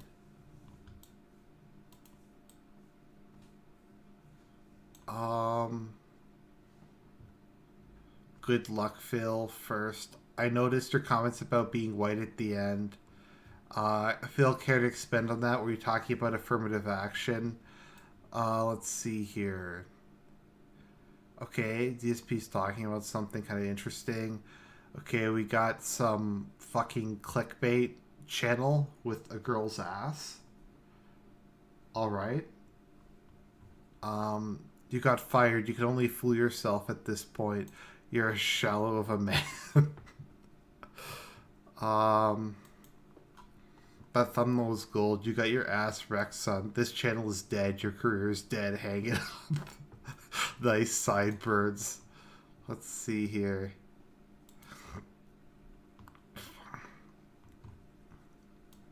Maybe just coincidence. So let's see here. The current CEO of Machinima got fired, and YouTube was recently bought out by another company. So yeah, so he put this out. There's only a couple comments on it. He must be monitoring the shit out of this. This is really fucking. This is just sad. So I don't really know what else to say about that. There's not much that can be said. This was just a long, boring, pointless video that just wasn't particularly interesting. So sorry about that, guys. I'm gonna go to bed because I'm really tired. But have a good night. Try to get